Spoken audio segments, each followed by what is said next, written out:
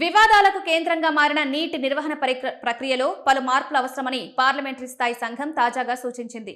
ఇందులో పలు అంశాలను ప్రస్తావించింది. ప్రస్తుతం నీట్ పరీక్షను దేశవ్యాప్తంగా ఒకే సమయంలో ఒకే రోజున ఒకే షిఫ్ట్లో నిర్వహించకుండా రాష్ట్రాలన్నింటిలో బహుళ స్థాయిలో నిర్వహించాలని ప్రతిపాదించింది. దీనివల్ల రవాణా సంబంధించిన ఒత్తిడిని, పరీక్ష నిర్వహణ ఏర్పాట్లలోని సంక్లిష్టతను చాలా వరకు నివారించవచ్చు. మరోవైపు ఈ ప్రవేశ పరీక్షలకు ఉండే అత్యంత ప్రాధాన్యాన్ని తగ్గించడం ద్వారా విద్యార్థులు ఒత్తిడిని నివారించే ఉద్దేశంతో ప్రస్తుతం నీట్, జేఈఈ వంటి పరీక్షల స్కోర్లపై పూర్తిగా ఆధారపడి ఉన్న కీలక ప్రవేశాల్లో బోర్డు పరీక్ష మార్కులకు 50% వెయిటేజ్ ఇచ్చే అంశాన్ని కూడా పరిశీలిస్తున్నారు. బోర్డు పరీక్షలు, వైద్య, ఇంజనీరింగ్ ప్రవేశాల కోసం నిర్వహించే ప్రవేశ పరీక్షల వంటి ఒక్కో పరీక్ష అధిక ప్రాధాన్యతను తగ్గించే ప్రయత్నంలో భాగంగా ప్రతిపాదనలు చేసింది.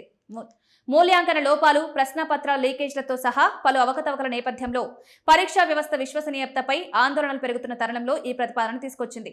మెరిట్లో బోర్డు మార్కులకు 50% వెయిటేజ్ ఇవ్వడం, కోచింగ్ సెంటర్లపై ఆధారపడ్డాన్ని తగ్గించడానికి ప్రవేశ పరీక్షలను పాఠశాల సిలబస్కు అనుసంధానం చేయడం, బహుళ ప్రయత్నాలు, క్రమంగా అడాప్టివ్, ఆన్ డిమాండ్, కంప్యూటర్ ఆధారిత పరీక్షల వైపు మళ్లడం వంటి మార్పులు కూడా ఇందులో ఉన్నాయి. విద్యార్థులు కోచింగ్పై ఆధారపడడం, అత్యంత కీలకమైన ప్రవేశ పరీక్షల్లో నిష్పక్షపాతాన్ని అధ్యయనం చేయడానికి గతేడాది ఏర్పాటు చేసిన విద్యా మంత్రిత్వ శాఖకు చెందిన 9 మంది సభ్యుల కమిటీ ఈ సంస్కరణలను పరిశీలిస్తోంది. ఈ కమిటీ తుది నివేదిక త్వరలోనే కేంద్రానికి సమర్పించనుంది.